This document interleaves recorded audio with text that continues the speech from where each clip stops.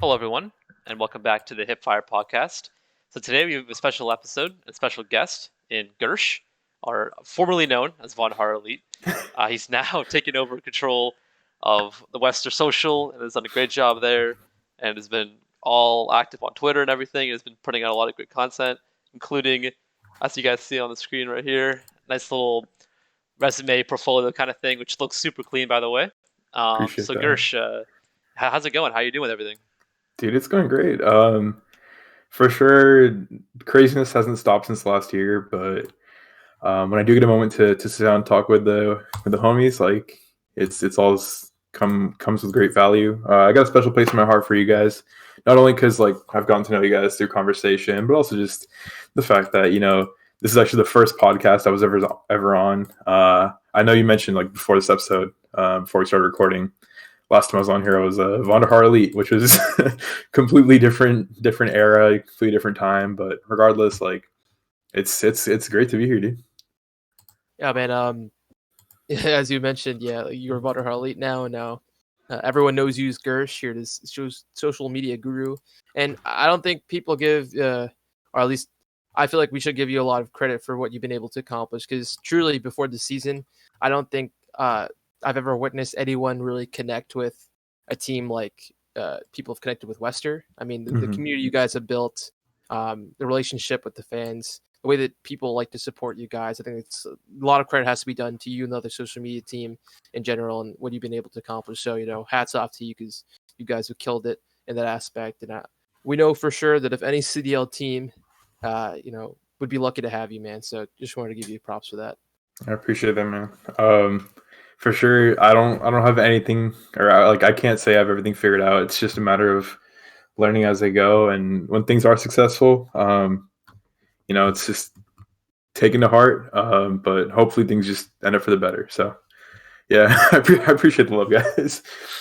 Yeah, no worries, man. But moving forward, obviously, this past week has been a bit crazy as we've seen lots of teams start to, tool themselves up, compete in this arms race as they, strive to be the top team in the CDL. And we're seeing a lot of players from the Challenger scene get picked up.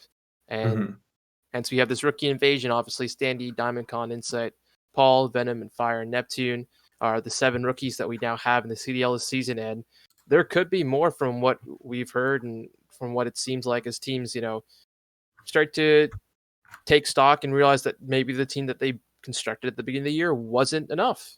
Looking at Seattle as the next team potentially to do that, but we'll talk on that later. But obviously, Gursh, you obviously had a relationship with both Paul and Venom, being that they played for Wester. How proud of you of these guys? Did you always envision them being able to play as soon as this year? And what do those two guys bring to a CDL team? Honestly, very, very proud. Like, I don't think I've ever gotten the opportunity to connect with players. Then I haven't had a better opportunity to do so since I've had a Wester. I think like getting to know the guys, work with them one-on-one has been amazing. Also getting a sense of like how hard they work to, fulfill the dream that they've gone towards. We've had some pretty deep conversations in the Wester chat between myself, Paul, Venom, Zap, all the guys. And that's not forgetting about Gravity and Phoenix, though they're no longer with the team. So it's really like, it's really motivating to see them fulfill their dreams, and also really heartwarming getting to know those players on that personal level and seeing them finally like be able to execute it. Even better when I see a guy like Paul frying out there in the scene. But yeah, like at the end of the day, I just want the best for them, and I think there's a lot of young talent out there. Getting to be in that Challengers environment has just shown me like firsthand how saturated the scene is with talent. Not only because of like the people coming up, but because of the fact that 4v4 and no expansion has just made it so the league is really competitive, but then where all those players ended up having to go once they were dropped in the Challengers environment is just even more so competitive. If you want to get to the top, you have to go against former pros and people that are trying to become coaches too in the Challenger scene. Like look at a guy like Dens. It's kind of like mayhem, but whoever comes out on top just does amazing. So yeah, I'm just glad to be a part of it. Yeah, no, I think it's a good point to speak on the level of talent, because it's not very often we see these challenger players come up and perform poorly. In fact, most often they're the superstars of the team. I mean, just thinking of the plays Diamond Con's been able to make Insight, obviously an insane rookie debut, breaking the S&D kill record. Paul joins London and they win their first matchup. And we've seen what Fire and Neptune have been capable of throughout the season. So, yeah, I think it's definitely speaks to the talent that we have currently in the challenger scene. Obviously, Venom is going to be replacing Temp, who joins your Western lineup, which is a pretty interesting swap right there. Venom, incredibly talented kid. I know Seth and I've been singing his praises for quite some time now.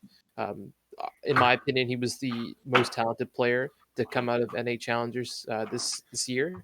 I think what he was capable of with that SMG and that sort of support sub role in pretty much every game mode, he was lighting up the stat board and was making incredible plays. And this is one of the big reasons they were so successful this year. So I personally think that he'll be going to help 100T play a lot better than they have been. I know they're going through some role changes right now, but Seth, what have you made on Venom joining 100T? I know you talked about it or wrote an article for Breaking Point about it. So share some wisdom with us. Yeah, so I wrote an article for Breaking Point on Venom being picked up, and I went pretty deep into his gameplay and took a lot of look at the VODs. And there's a couple things I noticed with him specifically, and Gursh probably noticed the same things as well. But it's his aggression, but also like knowing when to be aggressive. Like he has an off switch as well. Like he'll play slow for spawns and play for control, as well as playing fast in your face. And the fact that he can do both is pretty great. This map is specifically on Crossroads, where it's still the old version of Crossroads with the terrible hill.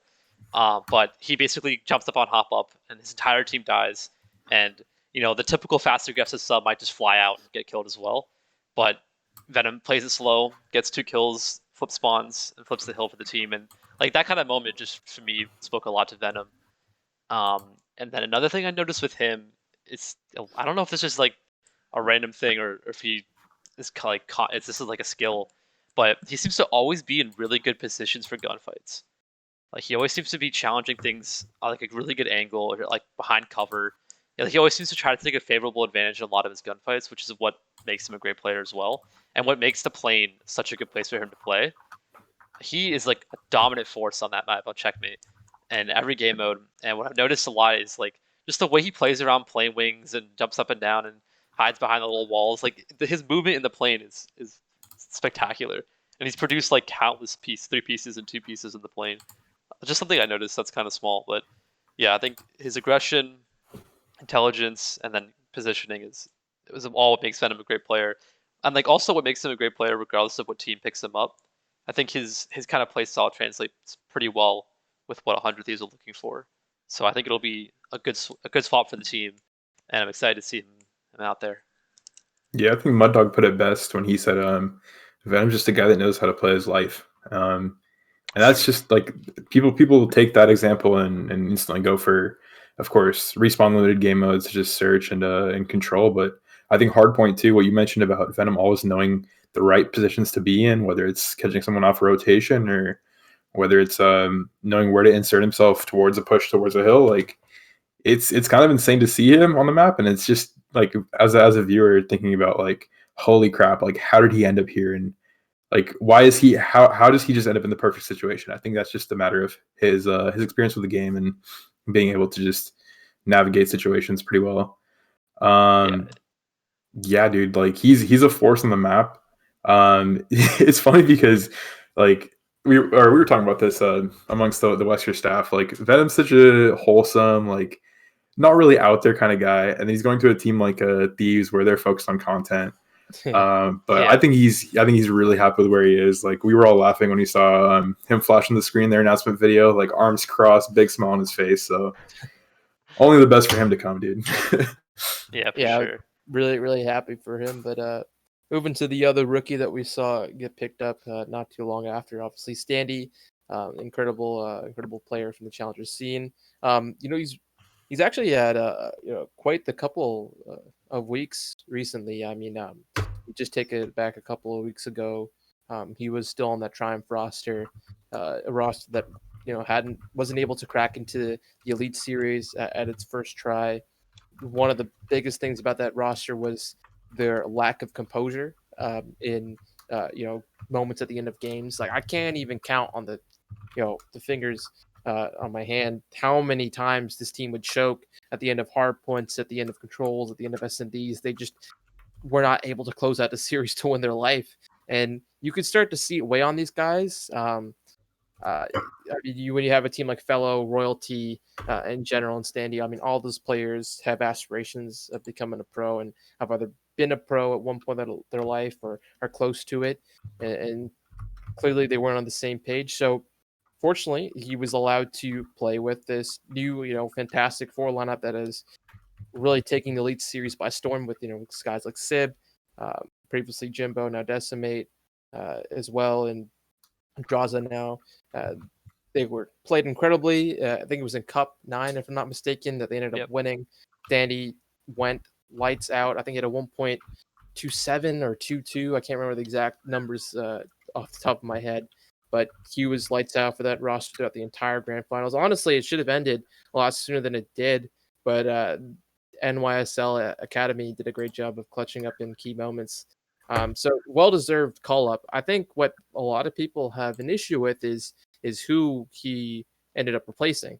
A lot of people obviously respect Major Maniac, respect his talent and his intangibles, and especially what he brings to a game like S&D that was really the bread and butter of this Minnesota Rocker team. And people say, why wasn't a guy like Lamar dropped? Because Lamar didn't exactly have the greatest stats. And, one of the biggest criticisms of this roster was how slow it was playing, and Lamar is a big part of that. So I want to get your guys' thoughts. Did you agree with the decision of Major Maniac, or did you think it should have been Lamar? Well, I just, even not even talking about that, but even just Standy and Priestess swap, like I'm not confident that it solves the pacing issue, to be honest, because like Standy can show aggression and he has for sure, but thinking back to last year, one thing that stood out for Standy to me was actually how similar he was to a guy like Attach. Like he seemed to be a bit more of a methodical sub player that wasn't like cracked and just played the right way. And sometimes sometimes you just had to play like a slower play style last year. Like I know he sped it up this year a little bit, but I'm still not super confident that it's really going to fix the pacing on the team. I think Priest on as a flex might help a little bit with that, but yeah, to your point with Lamar, I don't think it really makes a difference which one you put in and put out. I think that they might still have pacing issues going forwards because, yeah, I'm not sold on a Standy Attached duo. Something about that like sub pairing just bothers me. So you think there should have been a difference if they pick up? I think honestly, it seems weird, but I would have rather had seen like Venom and Standy switch places. I think that would have benefited both teams if they just like 1-for-1 swapped. But that I don't know. It's just a nitpicky thing. I think Standy might have fit better with 100 Thieves, and Venom might have fit better with the Rocker. I'm going to play devil's advocate real quick because I have been like thinking about this a lot. I had a long discussion about it on stream the other day. So, I mean, first of all, like 1,000%, dude. Any team out there wanted Venom, but I think Thieves were smart to pick him up as fast as they did. But for Standy, I mean, when we say he's stepped up his pace this year, I think that shouldn't go unnoticed because he stepped it up by a lot. And we saw that like specifically when he got off Triumph, was able to go on Fantastic Four and kind of flourish in his natural nature alongside other players without the limitation of kind of the play style that Triumph were adapting earlier. But I think I can't really speak on Rocker's decision on their behalf, but I do kind of have my thoughts about it. And a majority of it is just the fact that like this game works in a really, really oddly specific way, which is kind of, it's found the perfect balance between having those cracked entry subs and having those slower methodical ARs, which is why like without Standy, even in their prior performances, Rocker were the number 2 search and destroy team. And that's just a matter of having those players like Lamar, who actually was a clear standout in search, being able to use his natural play style, which happens to be slower and more methodical, come out on top. So I think that might have been a motivation as to why Rocker didn't want to just say like, "Oh, Lamar, you're not showing up in respawns. I mean, yeah, you're great at search. We're gonna let you out." And I think for them, they're trying to achieve that balance too. So moving attached to kind of that secondary role, having Standy be the correct entry sub, and then kind of letting everyone play around him might be the move. But with that said, there's another side to it. Like you've got a guy like Major Maniac who was literally with the league's two most cracked subs last year on FaZe. So Pace as a whole team, like clearly you should have kept a Major Maniac on, but I think for them it is just like keeping that 25% more tactical and slower approach through keeping Lamar on the roster. Yeah, obviously people will point to friendships and whatnot is the reason. You can make that argument. Personally, I don't think, and I think with all the rookie calls up, it's pretty evident that friendships no longer play as big a factor when it comes to these roster decisions. These organizations don't spend all this money to lose, as I mentioned at the beginning of the segment. You know, they can't really risk that anymore. They got to perform, and as a result, it doesn't matter who's your friend, who's not. It's a matter of what roster can you build that's going to compete for championships at the end of the day. And if that means it's with Lamar, then it's with Lamar. But time will tell for sure.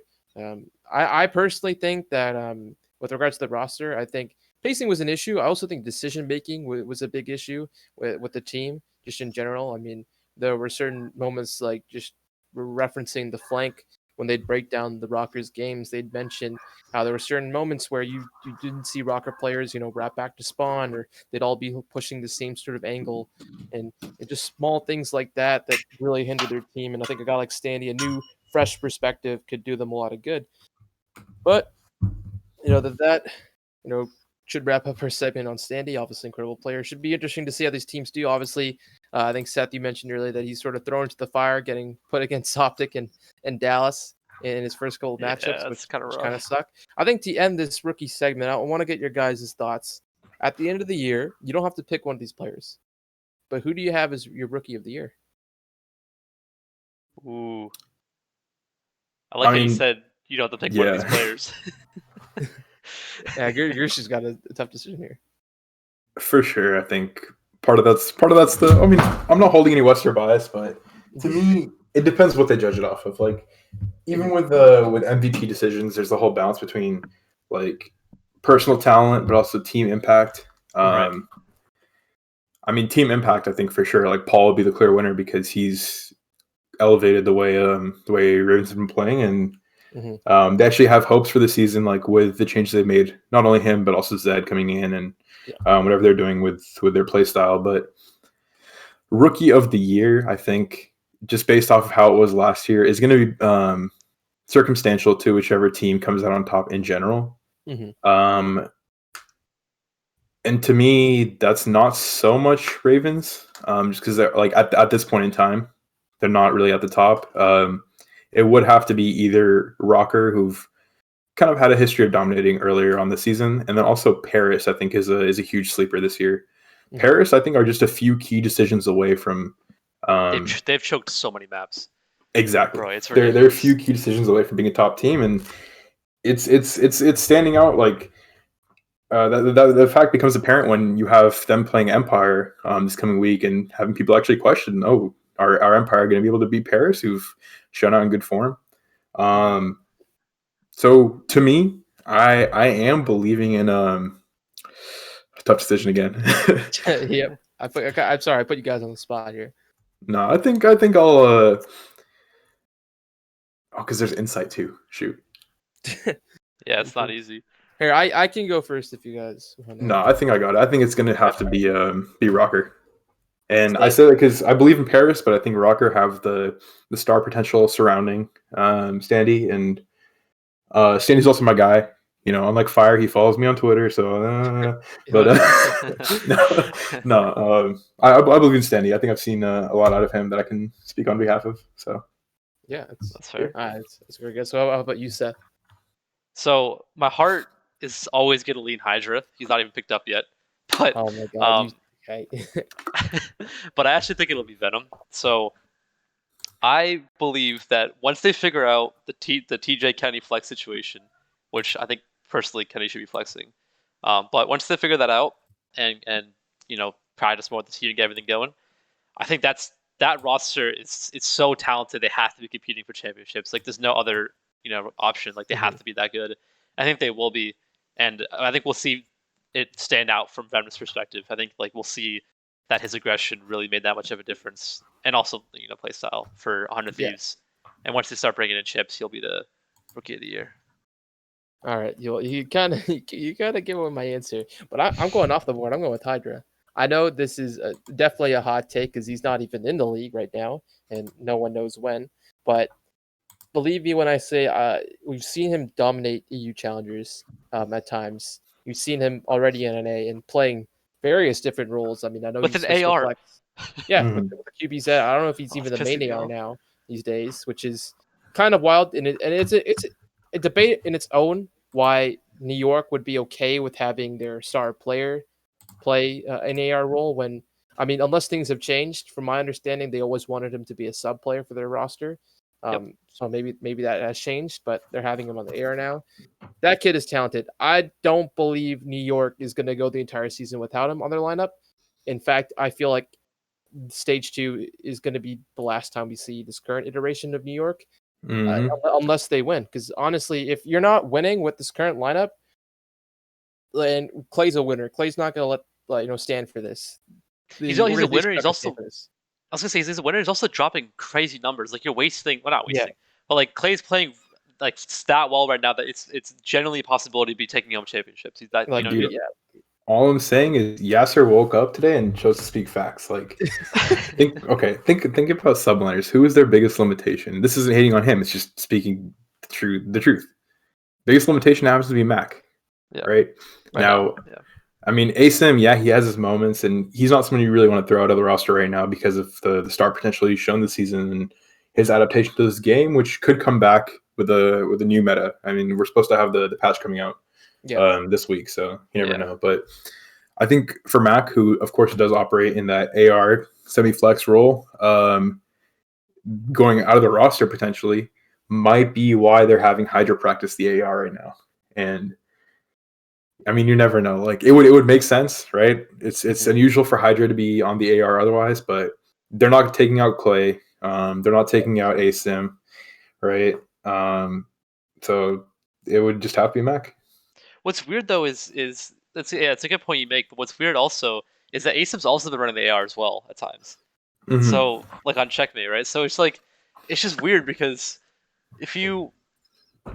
It's just. I guess it depends. I'm sure they'll scrim a lot and figure it out. But it's. I think it's. Do you want the sub duo of Hydra and Asim with one of them being able to flex at times for third AR, or do you want it to be Hydra and Mac? I think what they should do in their scrims and practice is just like swap them in and out and just try to see which kind of duo has the best chemistry together and then roll with that one. Because he has to play eventually. It's such a tough decision on who to bring on. I think it's part of the reason why they haven't made that decision yet is because every player on that roster has a case for why they should be on that roster, as Clay's mentioned in the past, and why they're upset hearing after every match, oh, when's Hydra coming? When's Hydra coming? I understand that obviously is frustrating to do when you're playing pretty well, but at the end of the day, this kid is extremely talented. He can take this New York roster to that next level, in my opinion, to the point where they can actually challenge a team like FaZe if they're firing on all cylinders. Which I mean, right now FaZe looks untouchable at the moment. But speaking of the CDL teams, let's get into it. Obviously, we had the beginning of stage 2, just the first week. There was a lot of takeaways. I actually wrote my first article for Breaking Point. Shameless plug about the first takeaways, which is pretty cool. But yes, sir. You love to see it. But yeah, I want to get your opinions, Gursh. Obviously, favorite team want to work with, Dallas Empire. Mm-hmm. They ended up going 1-0. Obviously, not the greatest match. You'd expect them to beat Seattle pretty convincingly. It went all the way down to, if I'm not mistaken, around 11 against Seattle. Illy having to clutch up. So Dallas, in general, haven't been looking up to par. What have you seen from them? What do you think is the reason for their sort of shortcomings thus far? Well, dude, first and foremost, I agree. Like, people think of me as someone that's always gonna like, say, dude, no, Dallas is goated, blah blah blah. No, dude, like Dallas are clearly struggling this season. But I will say, like, I don't think Surge have significantly improved. Given that 3-2 narrow victory that Dallas had. Yeah, like they have improved. Of course, the gunless being or off of PS4, which I'm pretty sure he was on before, having that 240 hertz, whatever. Like they're for sure improved, but I don't think they're at the level where you can say, oh, dude, maybe Surge aren't going to make a change. They aren't going to drop someone or pick up someone. Because all of a sudden, like they took 2 maps off Dallas. No, dude, Dallas have clearly been struggling this season. Like you think back to when they had to reverse sweep London. Like again, that's London who Yeah. who up until a few days ago were like winless. So I think Dallas are giving a lot of people the benefit of the doubt, and they kind of need to tighten up their ship.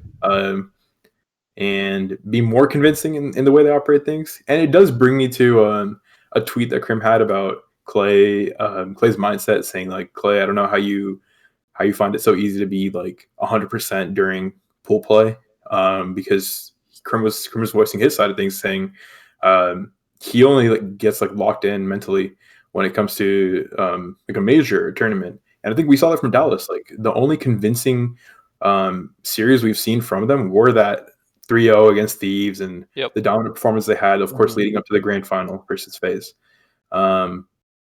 So we're back to pool play. We're back to Dallas being really questionable in their impact. And just like only speaking about Dallas, I think, yeah, it's just a matter of, I think, coaching, but also adapting to another new meta that we're potentially going to have, and getting a feel for things. And I say that because you look at Dallas last year, and I'm talking a lot about Dallas right now, but just final point, like, Yeah. you look at Dallas last year, like it took them time to figure things out. Not having the hottest start, Shotzi being, complained about heavily by a majority of CDL fans. And once they did figure things out with a consistent meta, of course, Modern Warfare not having too many patches or updates or repetitive GAs, Yeah. like it got to a point where Dallas, Florida, all of them just got a grip and were able to dominate. So it's only a matter of time before Rambo, who is one of the greatest minds in Call of Duty, just sits down, looks at what's happening, and is able to adapt to it. And I'm not cutting Dallas out by any means. So Yeah, no, I 100% agree with everything you said.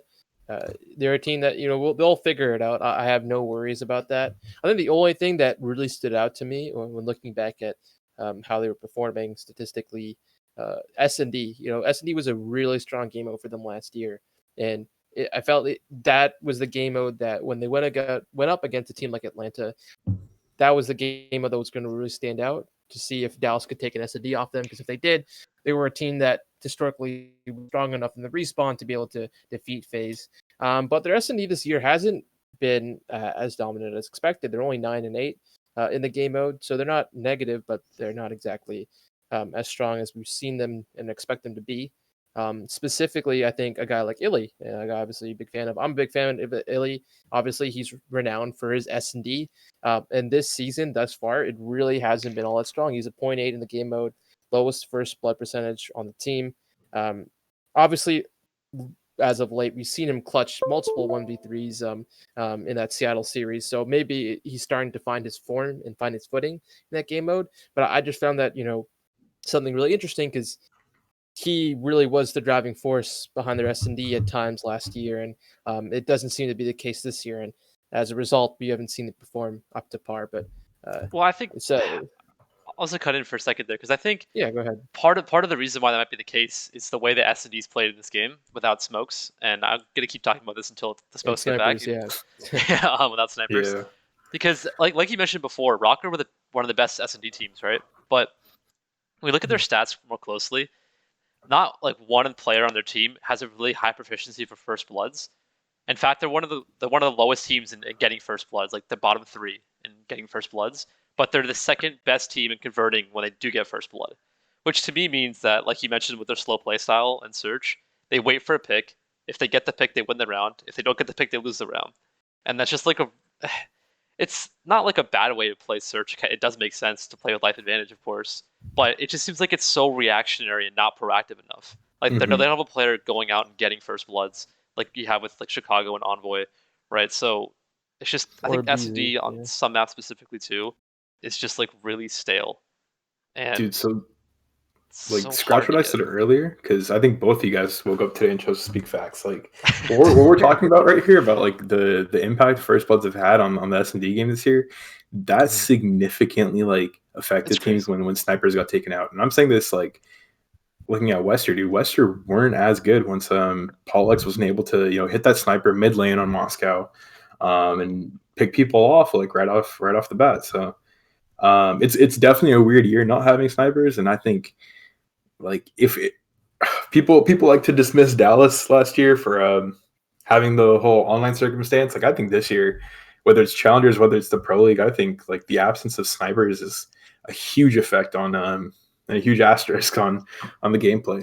There's players that clearly have integrated snipers into their game, like Simp. I mean, Illy too on Piccadilly and Yep. Oh yeah. so and so last year. Like it was a big integral part of the game, and players like that aren't going to be at their 100%. And once they are this year, it's going to be with them having adapted to other things over time. I mean, Simp has a pure talent to rock with anything this year, Yeah. but um, Well, I don't yeah, know. Like, it just adds more complexity to Search because right now, like if you play on Checkmate, either you push the plane or you push A, get a first blood, and then push the plane. mhm, It's two strats. That's all you can do. There's exactly. there's not much else you can do. Like it's really stale in the current iteration, and I think it makes it hard for a player like Illy or even like Envoy at times. Like guys who are supposed to make plays in S&D are finding it really difficult too because it's not you don't have that much license to do so. It's just much more difficult. I don't know how much of an excuse that is because clearly FaZe has found a way to do it though. Like So FaZe, FaZe actually convert the most first bloods. So when they get first blood, they have the best team at converting well, the yeah, rounds. there's converting, but they also get more first bloods than anyone else, They do right? because Abizi's just I don't know what you do with that He's because so fast. He's 20. he's so Yeah, I think fast. He pushes things you 25%. shouldn't push. Like that's just different, man. He just catches teams off guard. Their offense is by far the best, like offense in Yep, terms of they all they of figured it S&D. out. That's Yeah, true. they've got it down to a T. They know how to play off each other. They know how to play Hmm. together. Abizi is extremely aggressive, and because he has such a high proficiency for getting first blood, it opens up everything for that team. So like I understand that it is tough to be creative in this type of S&D, but clearly FaZe has found a way. That's So true. I don't know if that's I mean you can make an argument for that, but I think another team I want to talk about. I've talked about a bit in the past. Maybe people want to know. I'm a big Ultra fan, and Mhm. also, I'm a very big critic of them as well. I don't give them slack, and obviously, the performance against FaZe was quite demoralizing to watch and to witness on many levels. And I part of it was, I mean, when you heard in the communication, they came out flat. They sounded depressed. They sounded like they didn't want to be there, and that was the first map of the series. And then it really carried on throughout the rest of it, where they really didn't look like they were even close to a match against FaZe. They didn't contest them at all. It looked like they reverted back to the old seam sort of strats they used to have, where they weren't really recognizing map pressure whatsoever. Inside really couldn't impact the game mode whatsoever. Uh, and you see it even with their scrims as of late, where teams are calling out that Ultras seem to be playing for kills more often. And I think one guy I got to call out is Bance. He's mentioned that his performance hasn't been up to par, and I think part of that is definitely true.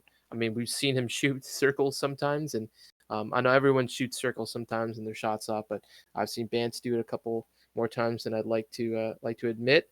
And in particular, I mean, he's the S&D shot caller for this roster, and although S&D has been their strongest game mode, there are certainly times where they've had to rely on incredible individual play in order to keep them in S&D. I think part of that was their Miami against the 100 Thieves on map 5. They had insight all the way on a bomb site alone, practically getting 2 pieces and 3 pieces, and thanks to that, they were able to convert on a lot of those rounds. If he doesn't do that, if he gets picked, think of how different that S&D plays out, because they probably end up losing 6-1 or 6-2. But because he was able to finesse his life and get so many picks, it allowed Ultra to have a chance. Meanwhile, on B bomb side, you got Benjamin Bance and Kleenex standing on top of each other, top purple, doing Oh my God knows god. what and getting picked together. It's just That absolutely setup. infuriating. But Oh. that roster, obviously 0-2. I don't. They don't really have easy matches going. Going throughout the rest of this week. I mean, they did get FaZe and 100 Thieves out of the way, but they still have New York. They have LAG, who is a tough team to play against given their S&D. They have this new London Royal Ravens team that really looks to be a lot stronger than they were in the first split. So it's a tough go for the Ultra. I think that they really should consider looking in for a team change for Vance. Not that it'll fix all their issues like Insight was supposed to with methods, but clearly the way that they play fundamentally is just not it. But that's just my opinions on the Ultra. Yeah, they have a couple of different things. Like you mentioned with Vance, it's not even just like the occasional gunfight that he shoots weird in. It's also like he plays in corners and sits in weird spots. It's like play with the Creddies. team. Shout Don't out to sit in a creddy. Creddy merch. Oh my god, he plays Creddy so many merch. creddies. There's that, and also Cammy just chows everything right now. I think it might be one of those things where, like you mentioned, where the comms are just kind of terrible and they're not really feeling great in a map, and Cammy will just start challenging literally every gunfight. It's like slow down a little bit because you're just losing a lot of them. It's just like I think he's trying to match Toby's aggression maybe, and it's just not working. I don't know what it is, but I've noticed that a couple times where he's just like taking gunfights that he's not going to win and that don't impact the map and don't make a difference. So why are you taking it in the first place? But like you mentioned, I don't know. They're still a talented enough roster where they can definitely pull off an upset against New York. It's not out of the question, and they can still technically finish third in the group. It's just a tough group, and like we keep talking about which group is tougher. And I know like we sided with A, and that's like not what the community thinks. But I think like because every team can beat everyone in Group A except for obviously FaZe, but outside of FaZe, that to me makes it seem like it's just so hard to get third in this group. So I'm not super keen on the Ultra. I'm a little worried. Yeah, no, it's definitely going to be a tough go for them in stage 2. But to end off the pod, obviously because we're all very invested in the challenger scene, I want to get you guys' thoughts on how the Elite Series stage 2 has been. Obviously, I know Gursh, you guys must have been very busy with all the roster changes going on. What do you make of Temp joining the roster? Have you been able to interact with him at all or Yeah. talk to him? Dude, we didn't even get into any of the Lester stuff. Like, it's crazy to think about all that happened just, 2 weeks, 3 weeks ago? Yeah. March 1st was, like, when all the Hastro Courage, Oh, Nade yeah. beef happened. Oh, And then Jesus, literally yeah. that night, like, 2 a.m. my time was when the whole Wester stuff kicked off. I mean, credit to the guys. Like, we've all since recovered, and everything's good at Wester. There was never, like, an issue. It was just, the way things roll in Challenger sometimes. People get dropped, people get picked up, and they're in their groove right now. Haggy, an OG on the team, is back and running. He's got a lot of Wester pride.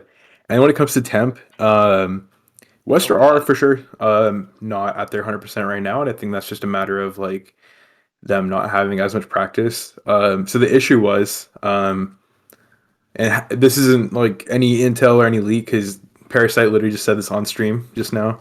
Yeah. So Venom wasn't allowed to state like his move to the starting roster on Thieves until like Friday, I believe. So until Friday, and or when things got announced on Monday, like the Wester guys didn't actually know that Venom's going to be leaving, and we're going to have to find a fourth. So that kind of threw like all the potential practice they could have gotten out the window. And people out there will hear this and think like, oh, but aren't they like buddies? Like, why wouldn't they say this? Entire challenger scene has been kind of like not silent, but like cautious about things. Of course, the whole Paul and Venom leaks were internal through like a scrim chat, so it is kind of like a thing you gotta watch out for. But yeah, Venom's in a better spot, and Temp has been like one of my favorite COD personalities. Dude is just hilarious, Yeah. so it's Yeah. glad to have him on the Western team. Yeah, I have gotten to interact with him. I've gone to incorporate his personality into the Western Twitter as well. We posted the video of him I him saw singing that. this Yeah. morning. That was um, good. and it's great to have him on. But someone had a comment on on our Temp announcement talking about how like Wester's literally been swapping pros with the league because we had Parasite come in for Paul, and now it's been a temp for Venom. So yeah, I'm looking forward to seeing who we get next. Are you worried at Yeah. all about Haggy and Temp teaming together? Because that's No, no I think okay, all pure right. comedy, man. They I should know get it's along. comedy, but like, oh, like I could just picture an Speaking, argument breaking out already. no, dude. speaking, Go ahead. like, no, I was gonna say, speaking of Wester, um, we've seen another account pop up lately, that seems to be your new Oh yeah, rivals. I know people would have thought this year NYSL Academy was your rivals, maybe Fantastic Four, but no, I think Easter, the team that goes by that brand, Gravity, John, Jordan, fellow obviously Gravity and Phoenix, having previously been on Wester, there obviously is that rivalry there. All love, but at the end of the day, they had a Twitter account come out today, with some very interesting tweets that were very reminiscent of Wester's. So I wanted to get your thoughts, your opinions on that, and see what you had to say. Yeah. Real quick for the Parasite thing, like real quick comment. I think Mhm. people will count his past and his reputation in the media like against him, but dude, nah. Like once you get to talk to him, he's pure vibes. No, I know. It's just him and Temp. Like Oh, something is not that I know scares me. because Temp is a pretty strong personality He too. gets hot But headed too. Yeah, it's I think it's been interesting to see them like work together. that is interesting. Yeah. Yeah. I Uh. actually one last point before you mention. I just found it interesting. Personally, I wasn't expecting this many pros to like hop straight into challengers right after they were dropped or benched or whatnot. Mhm. So I think it's quite interesting to see that them play. And honestly, I haven't seen any of them like they've obviously played very well, but I haven't seen any of them dominate challengers the way that maybe people expect them, which I think is It's just a just so testament to how competitive. talented, yeah, and how Yeah. competitive the scene has gotten these days. So just one thing I want to note before you speak. But sorry for interrupting. You Very go good. ahead. Yeah, so for Easter, I mean, it's clearly all jokes. I don't know who's behind the account, but I talked to Phoenix about it, and he's like, I don't know who runs it either, but it's pure comedy.